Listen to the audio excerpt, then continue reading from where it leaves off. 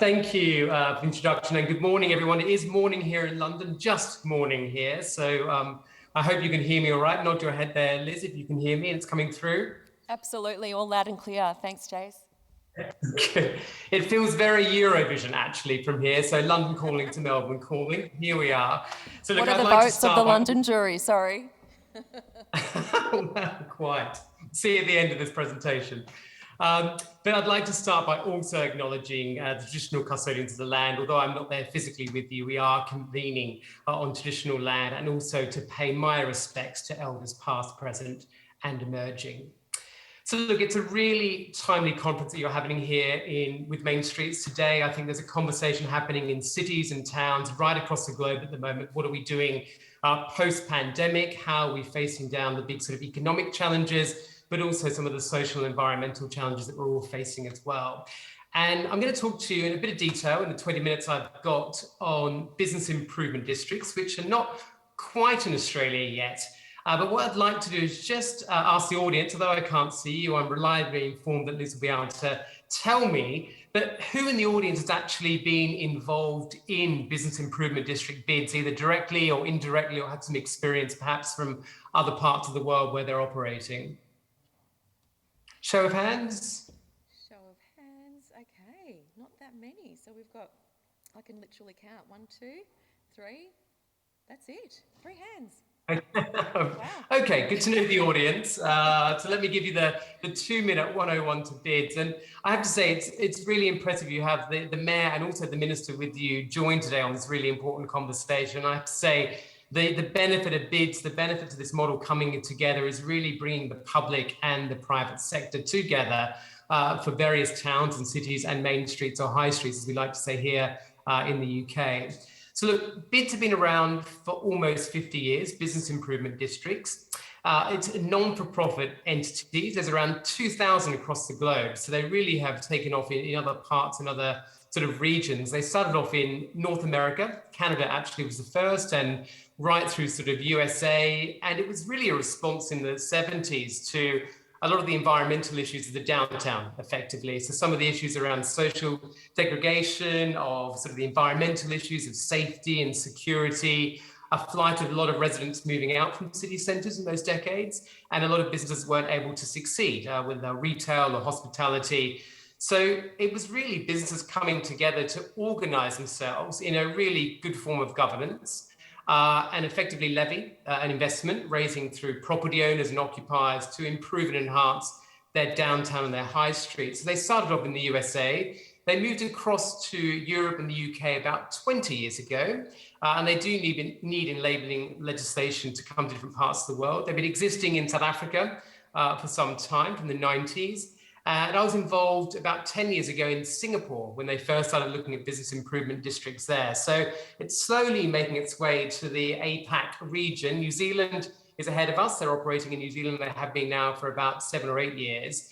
And as the introductory remarks are made out, Australia will hopefully have the first business improvement district in the next couple of years in New South Wales. However, I know the Victorian government and Western Australia and South Australia and Queensland are also very interested in the model, and I'm sure they'll be looking to get it on the statute book sometime in the near future as well, as a model to really help towns and cities and high streets to thrive. So look, the model is a collection of businesses coming together. As I say, it can be property owners, it can be operators and occupiers, everything from retailers to hoteliers to food and beverage operators. We have industrial estates here in the UK, industrial parks, which are bids. We have tourist towns, we have seaside towns. They can be very large in scale and rather small. So I've worked as an advisor to Gibraltar, which has a population of 30,000 people. They have a main street there, which gets a lot of tourists, as you can imagine. So it's quite a tiny bid. It's operating on about £500,000 a year. Where News and Company, which I'm currently chief executive, moving across to Australia in a couple of months, we operate on a budget of about £10 million a year. So it's scalable, depending on the appetite of businesses and also the challenges they're facing. But the point is, the principles of what the bid is trying to do is important no matter what the size and what the resources you're pulling together.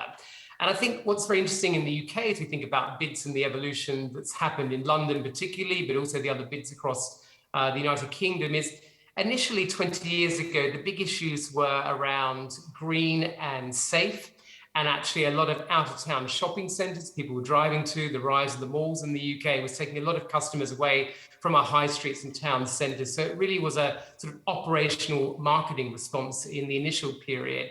And over time, they've evolved to do more of the marketing, economic development, campaigning and lobbying to secure sort of public realm and capital investment to improve and enhance city centres. And also, probably in the last couple of years, just before COVID, but certainly post-COVID, a huge response by the bids thinking about the ESG agenda and responding to the climate emergency and how collectively bids can work with different businesses, with the residents and the public sector to really respond to some of the net zero challenges that we're facing as well. And I think what's really important in the bid model is the way it's set up in the UK, and it'll probably follow a similar approach in Australia, is there are defined periods. So a business plan has to be written for a collective area, a town or a high street or a main street. It has to be voted upon. So the businesses have to come together, whether it's 20 businesses, 2,000 businesses, to actually vote effectively. Do they agree and support the business strategy? Are they willing to pay a supplementary levy on perhaps their business rates or some other property taxes they're paying to fund this not-for-profit entity? And are they happy with the measures of success that are going to be put in place? And again, the beauty of this model is really tailored to the different challenges. So you can imagine in the West End and for Mayfair, for us in central London, we've got some big challenges in terms of tourism, returning customers, and actually getting people to come back and stay longer and actually come back to the office and come back to the city centre. But in other parts of the UK, on the industrial parks, they've got other issues. There's too much demand.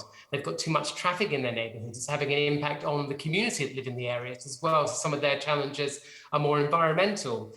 And then you have other parts of the UK where you've got perhaps tourism, seaside towns where they're trying to drive traffic and customers at different types of the year. So trying to even out peaks of not just the tourism period, but also other parts as well. So I think it's interesting that flexibility is there in the model, and it's really that governance that has attracted a lot of businesses to support this model over many years. And let's say there's about 2,000 now operating around the world. They have to be mandated, as I say, through a ballot. In the UK, it's every 5 years. And when we started out at New West End Company about 20 years ago, we had about 65% support of the business community. But over those renewal ballots, we had one literally at the sort of height of COVID in March last year. We had 98% of businesses supporting us and agreeing effectively to pay a levy, an investment into the bid for £10 million a year over the next 5 years to deliver the programs. And I think that's a real testament to the work the bids are doing, and also the results that they're achieving for their businesses and for their property owners and for the other partners that make up the constituents. But the model is good, it's tested and it's resilient. And if they're not delivering these bids for their constituents, their funders, then they fail. And about 10% of bids in the UK have failed. They haven't got past their first ballot, or they've failed at the second time because the businesses feel that they aren't delivering on behalf of the investment. And that's a really important test, we think, in the model as well.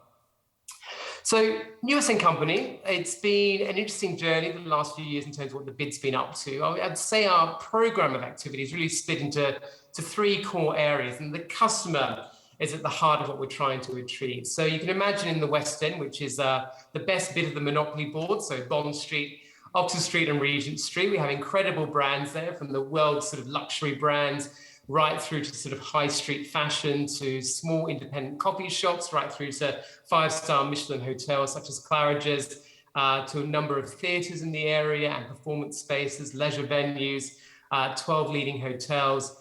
And pre-COVID, we had about 200 million customers a year that would come to our district a year, spending about £10 billion.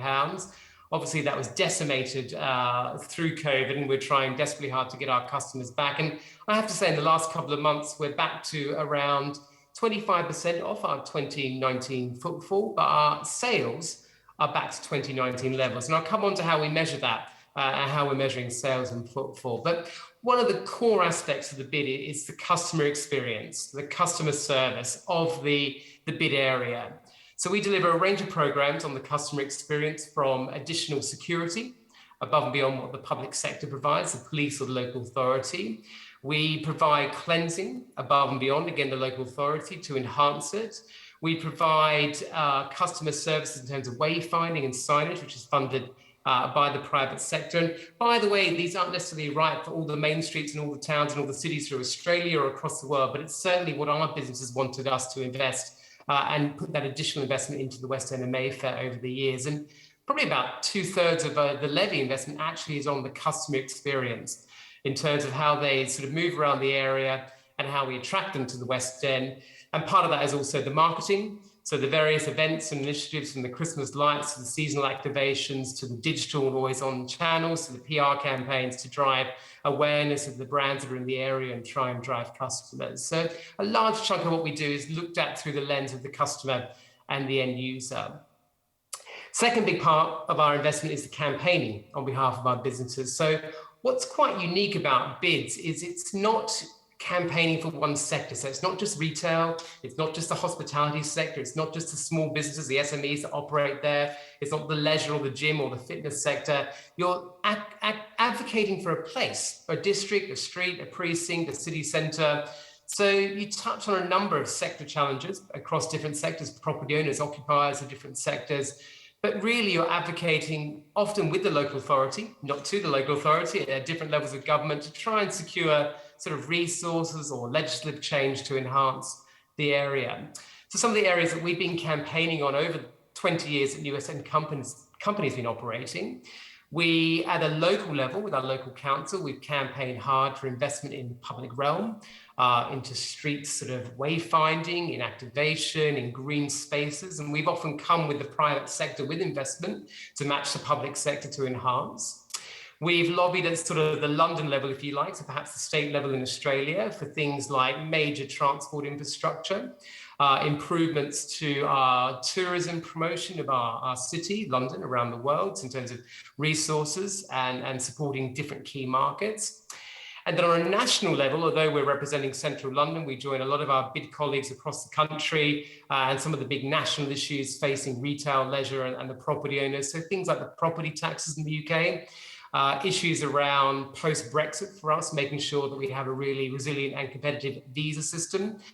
And also during COVID, of course, we're advocating for various grants and support to get us back open again, support the businesses, and also support our colleagues and our customers to return to the West End. So we act as an advocate for the area. And the third sort of pillar, if you like, of our bid at USN Company has been around our insights and innovation.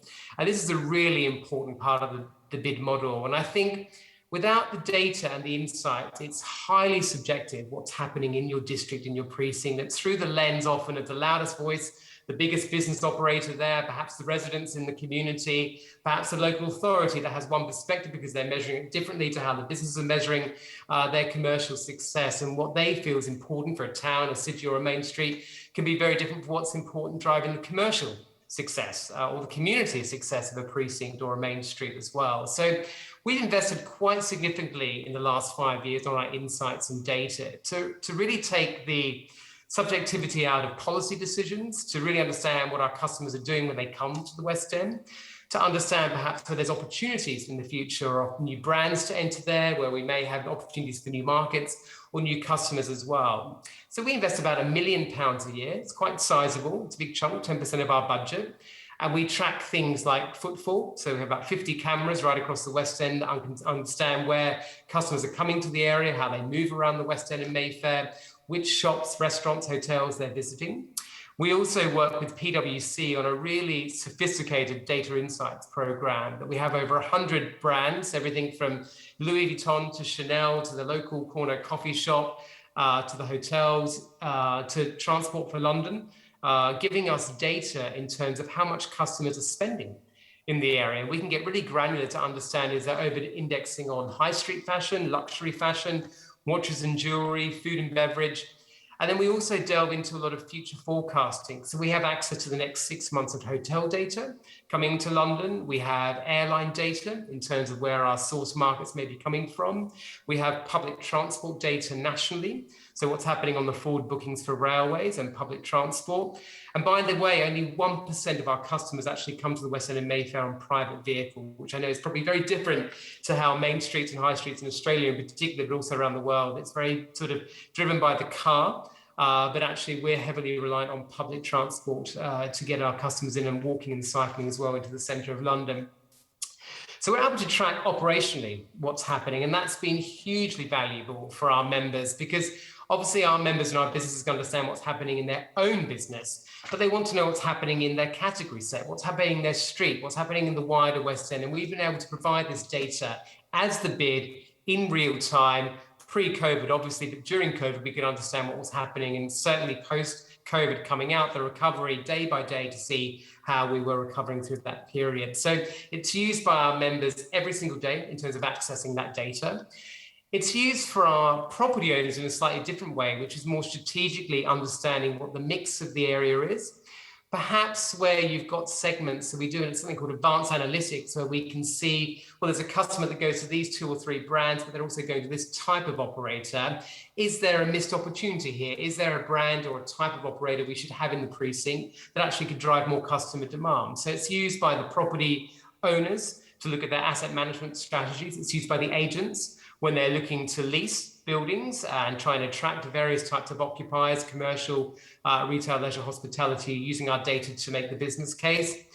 And then it's used more and more by the public sector. So the local authority uses our data when they're thinking about strategic city plans, spatial plans, what they're thinking in terms of licensing and reforming that. It's used by the transport authorities to understand sort of what customers are doing when they use public transport, but it's also used strategically, making the investment case for major infrastructure. So in London, if you're familiar, we have the Elizabeth line, which is the biggest railway project in Europe that just opened this year. It's a £16 billion railway scheme that gets you from Heathrow Airport to Bond Street in 12 minutes, which used to be, if you've ever been here, many of you have, I'm sure, used to be up to an hour probably to do that journey. So a lot of our data was used to look at the impact that that sort of 16 billion investment in London could make in terms of customer demand, values of property, occupier demand as well. So that data is feeding into that. And then nationally, during COVID, our data was going off to the Treasury and Number 10 every single day, probably for 2 years, to understand what was happening in our city centre, amongst many other bids in England as well. From a health perspective, to understand the customers and particularly, citizens were staying at home during, obviously, the peak of the pandemic, but also during our recovery, to understand how colleagues and customers were moving. And then really the other area that our data is used by us is the bid. So we're investing £10 million a year. We want to know that the investment into our programs and our services are having an impact. They're delivering a return on investment. So we have a number of indices and indicators that we're using through our data to test that, to show the results and set some benchmarks of what we want to achieve annually, but also 3, 5, and 10 years as well. And a lot of this is in the presentation. So please, have a good read of that. We can get stuck into some of that detail and some of the analysis that we're doing. How am I doing on time, Liz? Let me do a time check, Jace. I think we are just on 17 minutes, so you can, maybe wrap it up if you like. Let me get a little bit more on just some lessons learned, because Steve Bentley was very cute on this, actually. It's always good to talk about the good stuff, but actually, what have we learned in the sort of 20 years, and what perhaps some of our blind spots, and if we could do it again, and probably in Sydney I will be doing it again in a different way from some of these lessons that we've learned. And let's hope this model actually is successful and rolls out right across Australia. But I think the 3 big lessons I would take from the last 20 years, and also working in Europe, in Singapore, in South Africa, looking at bids there, I think initially we thought the bid was almost in competition with the local authority, that suddenly business was getting organised, the local authority was causing lots of problems, there was lots of frictions, we couldn't get stuff through planning and licensing, there were barriers. And actually, it took probably a good 10 years to realise that a lot of the stuff the local authority and the councillors and the residents want to achieve is actually what businesses want as well. And actually, when we work together genuinely, and this sounds a bit sort of apple pie, but it's genuine. When we break down what we're trying to achieve from sort of economic prosperity, from some of the big environmental challenges, from sort of social value that we're creating through employment, actually there's a lot more that genuinely we deliver together, and we're genuinely seen as partners now. But I think that relationship at the start, and I'll probably say in Sydney, there's a bit of caution there, perhaps by the City Council and also the state government, of what is the role of the bid and how is it going to add value and really put some really good governance in place. And I think that argument's certainly being won in New South Wales, and I think there's a really excellent Lord Mayor and also ministers there who are backing the bid model pretty rapidly, actually. So I think we've got that experience. This is a genuine collaboration of businesses, large and small property owners, operators coming together with the local authority and the elected representatives to solve some pretty meaty challenges in our towns and cities and Main Street. I think the other two lessons is the insight, and I've sort of laboured this, but actually getting away from the loudest voice in the room, the biggest business, perhaps a local resident that feels they have all the answers to what's happening in their town or Main Street. You can actually take that subjectivity and that emotion out of some of these discussions when you've got evidence and data to really back those decisions, whether they're short-term, operational, or really long-term strategic decisions. And the third is around community, and it sort of relates to the first one, but I think, you know, there's always been this very sort of adversary, black and sort of white, two sides of the coin between the local residents and the business community. And, you know, I've really made an effort the 5 years that I've been chief executive in USN company to actually really turn that relationship on its head, to actually say, how can businesses be better? And not all businesses are good, quite frankly. They have to work really hard to think about their impact on the local community, their employment, their supply chain, their operations. And I think COVID really brought the fact for us that actually in the West End and Mayfair, we have about 100,000 residents, our local catchment, that actually they were so important to us during COVID, and we supported them through health and food drops during COVID when they needed really support from the business community, but also they've been the lifeblood of our customers. They've been obviously loyal to us right through the pandemic. And really, we now have a number of programs, whether it's employment programs, environmental programs, net zero. We're investing collective community infrastructure levy onto sort of resident priorities in greening areas, creating more recreational areas. It's really genuine, the journey that I think businesses have been on to work better with residents and the local community. And I think the bids played a really important role in that. So let me wrap up by saying, look, it's a really good time to be debating the future of main streets and high streets and town centres across the world, but certainly in Australia. And I think the bid model has been on an extraordinary journey. As I say, there's over 2,000 across the globe. It has really good governance that brings different businesses, community, local authority, public sector interests together. It has investment of private capital. As I say, it's almost the collective bank account of civic-minded businesses coming together to invest.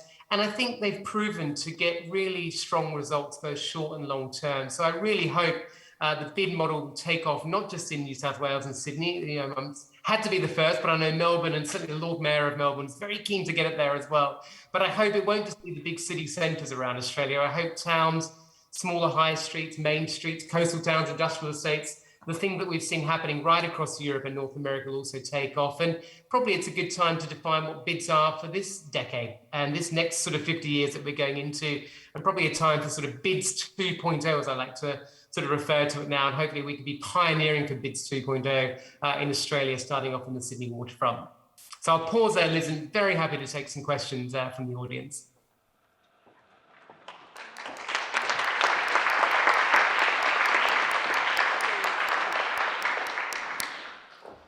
Fantastic, Jace. Thank you so much. There was so much in that, but I would love to throw over to the audience now and just see if we have any questions or any comments on some of the insights that that Jace has shared.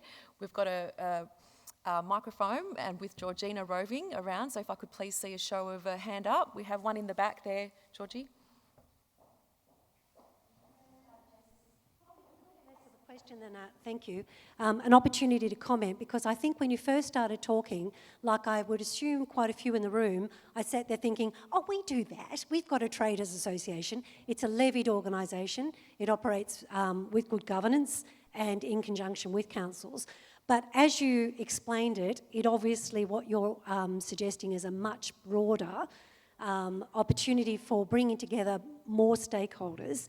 And I think what was really impressive is the frustration we have often in shopping precincts is that ours is primarily a marketing levy, and yet what most of our traders want are the council-controlled issues, the infrastructure, the cleaning, greening, secure, the issues you spoke about. So what was very impressive about what you're explaining is that it is bringing more people together with more funds, because that's also a big frustration we have as shopping precinct owners, managers, is our budgets are usually, small. And also the opportunity to collect that data, analyse what we do, and justify what we do. So, as I said, a little less of a question so much as a comment, and I hope I'm not raving, but I did want to represent, I know we've got quite a lot of Traders Association managers in the room, and I wanted that opportunity to say, we get it, we love it. As long as we can be involved, we'd love to see it broaden into that bigger arena. Thank you. Liz, I'll just respond to that, if I may, quickly, because I think, look, we've had trade bodies operating in the UK and in Australia hundreds of years, you know, the different associations and almost from the livery companies as well. And you're spot on, they do an incredible job. And actually, we merged our street associations, Bond Street, Oxford Street, Regent Street, Mayfair, collectively, because they recognise the fact that the sum of the parts and the scale of coming together could get some really impressive results. You say, bringing in more capital, different funding partners. And as you're right, the marketing, the operational issues are still very much there to drive trade, but you can start to address some of those more fundamental issues, more strategic issues as well. So the bid model embraces, I think, street associations, trade groups as well. It's not either or. I think it's all of us together, but it gives you really good governance. It gives you long-term funding rather than going back every year, trying to get subs. You've got 5 years. And what I should say is with the model in the US and Europe and across the world is once it's voted for and you get majority voting in favour, both by size and by value, everybody pays a levy in that precinct for the 5 years. And it's administered by the local authorities. So there is very few, we have sort of 99% collection rates, which guarantees that income. Because of course, when it's sort of related to the market, it goes up and down and different years are better than others. It's hard sometimes for these voluntary trade groups to collect, you know, significant funds, particularly in tougher times when arguably you need the funds more than most to try and drive customers back to a town or a main street or a city centre. Fantastic. Thank you, Jace. I think we've got one more question up here in the front. The gentleman just there. Thank you, Georgie. Oh, sorry, no, Farley. Hi, Jace. Thank you for your presentation. Valley Morford from Village Well here.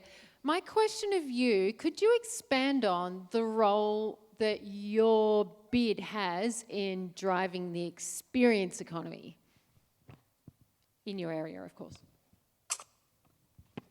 Yeah, so I think, you know, we rely on the brands to deliver the products and the services. You know, we get them to the precinct, but they need to step up in terms of the customer service, what they're selling, what they're providing, the services. So we think about, you know, the soft infrastructure. So whether it's things like we do Wi-Fi right across our precinct, we've invested in that, for example. We've invested in extra public lavatories in the area. We've invested in more green spaces and seating. So I think from experience point of view, we've looked at sort of the infrastructure, if you like. But also we run seasonal animations, campaigns and events right through the year. So whether it's surprise and delights moments, the promotions, the activations, the street dressing, what have we had recently? Pride to Union flags, you know, to Commonwealth Games, you know, we're constantly trying to animate the area. But I think one of the areas we're more focused on now is we've got a critical mass of customers. We want them to spend more time with us. We want to extend the dwell time. We've got fewer visitors because of the office market's changed quite significantly. How can we get the same level of spend from perhaps 3 days a week, not 5? So some of the questions we're asking ourselves now is what do we do to create that in terms of the evening economy? How do we improve the ground floor mix to cater to that as well? So these are some of the more sort of questions that I think everyone's happening in lots of cities and high streets around the world right now. But that's really sort of what the bid has been doing, has done, and will continue to do, I think, in the future as well, certainly for the West End in London. Excellent. Thanks, Jace. And just one last call for any other questions. Yeah, thank you. Yes. Thank you, Jace. Raju from Wyndham City Council. I just wanted to ask you, we're in a growth area council where obviously there's a lot of land and land is going to be developed into these town centres. My question was that a few years ago I visited Manchester and I saw that the dock areas of Manchester had developed remarkably well, and there seems to be great sort of continuity with the different businesses and the arts precinct. Obviously BBC has moved their head office there and quite a few other aspects are there. Do you think that those sort of towns which have got places to develop give this opportunity of these bids in a better way than possibly, I can understand in London where you've got a developed area in the West End and Mayfair, but whether there's those opportunities, and how do you think that they could develop over the next, as you said, the next 10 years to 40 years or whatever it may be? Yeah, look, very briefly, because I am conscious of time as well, but I think, you're right. I mean, we've seen a lot of growth in our cities outside of London for good reasons. There's been huge infrastructure, lots of redevelopment on water sides, and you say Manchester's a fantastic example, Birmingham as well, Nottingham, Edinburgh, Glasgow. And depending on what's happening in terms of the scale of development and the infrastructure is really how the bid sort of plays a role. But I'll bring it back to Sydney because, I've spent a lot of time with the board in Sydney on the waterfront in the last 12 months. And it's a big waterfront. It's everything from the Sydney Harbour Bridge, Walsh Bay Arts Precinct, right to the fish market. If colleagues are familiar with that precinct, 7 kilometres. And there's about $10 billion of development, 2 metro stations coming in. The challenge for us is not attracting capital to the Sydney waterfront. It's actually how we're going to manage this in a way that we're not all competing against each other, all these developers and schemes.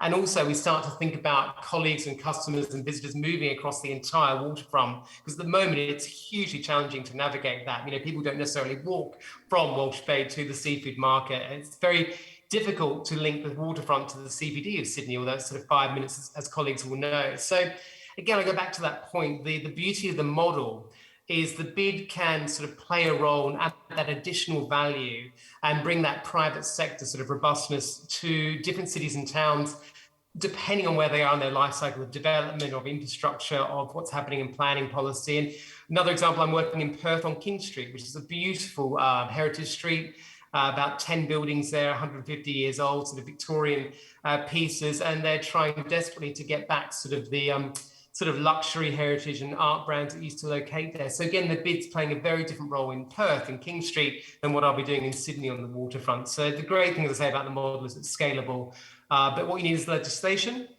and obviously the businesses backing it, and some very good leadership in these bid sort of organisations as well to drive it forward. Fantastic. Thank you so much for the questions, and thank you, Jace, so much for giving us this amazing presentation and giving us an overview on bids. So much for us all to take away, and we also at Mainstreet Australia are looking forward to ramping up our advocacy and taking that really important message forward around how we need to see more bids in Australia. So we're really excited with Jace Tyrrell coming back to Australia and starting this new bid in Sydney. We will all be looking at you and watching very closely. We wish you every success coming back to the country, and we hope to see you maybe in person next time at our Mainstreet Australia Conference next year. We'd love to have you back again. So warm round of applause please for Jace Tyrrell.